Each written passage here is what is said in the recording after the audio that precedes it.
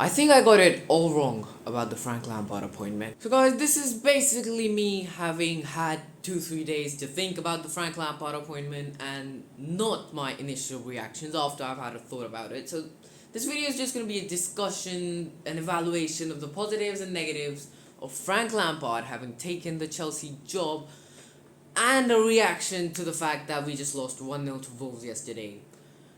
So yeah, there's the question, where is the manager bounce? Frank Lampard, I mean, he was supposed to come in, he was about to change everything, he was supposed to motivate all of these players, he was supposed to get them back on track, confident, get a scoring, but it's the same old problem, same old Chelsea. So today, I'm about to admit why I absolutely got it all wrong about Frank Lampard joining the club. I thought Frank Lampard's going to come in, he might motivate the players, he might force them to play their best, and that came out in some of the players. Conor Gallagher, I thought, gave his 100% out on the pitch, so did Fofana.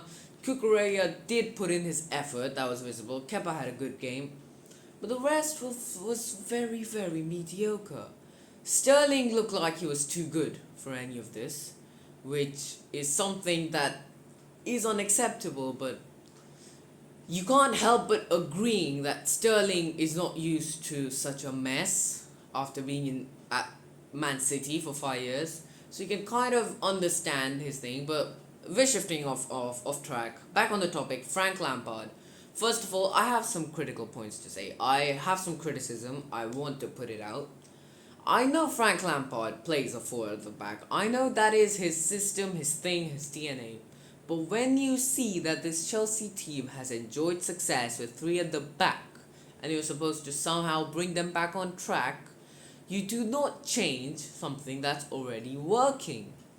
He's put the 4 at the back, and my god, we did nothing with that formation. We don't know how to make that formation work. Chelsea is not 4 at the back. Our inbuilt nature is 3 at the back with wing backs attacking and trying to score. That is Chelsea. That is the nature of the attack that we have. We've had it under Tuchel, under Conte lots of years ago. That has become the Chelsea DNA. 4 at the back just does not work, and I will criticize him for trying it out, because I think when a 3 at the back is working, it has to be a 3 at the back. Next, we move on to the selection, the team selection. Kante and Chilwell are risky, yes, but they are fit, and we are not in a situation where we can rest some of our best players.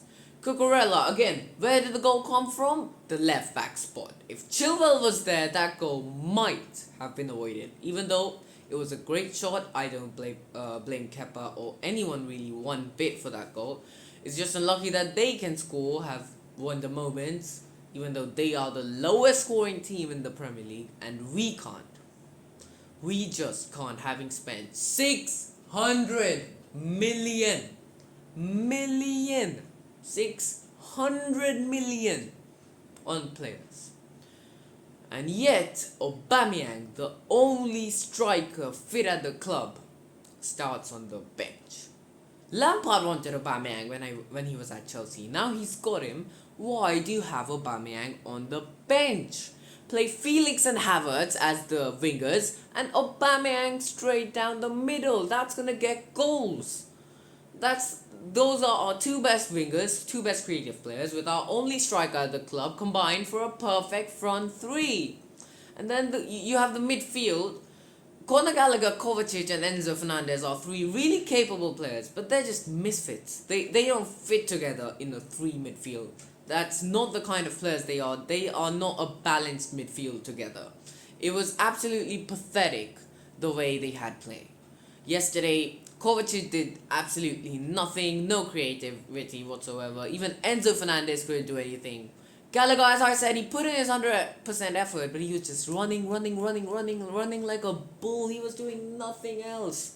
He did have some shots, but none of them even reached the keeper. I forgot their keeper's name, but Jose Sa. He was having a picnic. He was having a chilled out day, relaxing in the sun at the Molineux. He was having a picnic. Our strikers did nothing. that brings me back to why we got Lampard. Lampard, I see this now, which I didn't before. This is the owner saying we have no idea what to do until a new manager comes in. This is just something to please the fans. And people like me got pleased. People like me got pleased. And now I've been given a reality check. I've come to my senses that appointing Frank Lampard made no difference. No difference whatsoever. I've realized that now. I've come back to the senses, and I apologize any non-Chelsea fan who was absolutely shocked by my statement that, oh, Frank Lampard's going to change this at the club, he's going to get us playing back together. No. None of that's happening. No positive vibes. They stopped singing Frank Lampard's name at the stadium after 10 minutes. No bounce back. No manager bounce. There is nothing, no bounce happening at this club. We looked worse than under Potter. This is something I have to say. I'm not going to say that sacking Potter was a bad decision, but we did look worse than we ever did under Potter. We looked much better against Aston Villa, much better against Liverpool than yesterday. Yesterday was pathetic. Normally, the fact is we dominate wins but can't seem to win. Yesterday, we did not even dominate. Wolves dominated a Chelsea side. And that just goes to the tactics, and in the end, it all falls back on Frank Lampard. Look, Frank Lampard, he is one of the best Chelsea players ever. He's living out on his name. He's beloved by the fans, but he is just not capable enough as a manager. Frank Lampard is just not able to do it. It's not happening, guys. Frank Lampard cannot coach this Chelsea team against Real Madrid on Wednesday, and oh my god, that game is still coming. We just lost to Wolves 1-0, looking at no creativity at all. What will we do against Real Madrid? You know what, our defense, I don't think we're going to get destroyed by Real Madrid. I think we're going to lose by a similar margin as we are these days. It's just that our defense is decent, but if we don't score, we have no hope of winning. Because we will concede. There's no way we come back to Stamford Bridge with a clean sheet. If it is, I'm glad. Why not? But yeah, that is it for the video, guys. Wolves was a pathetic game. I don't blame Kai Havertz, though. I don't blame Kai Havertz. Kai Havertz, I think, is doing all he can, but that's not his role. He's being forced into playing as a striker, and he just can't do that.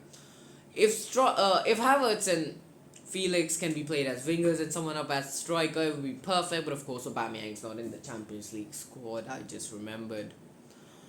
At this point, I have no idea what we're going to do on Wednesday. I hope Frank Lampard does, but considering I've just spent 8 minutes saying why I regret him joining the club, I don't know if he does either.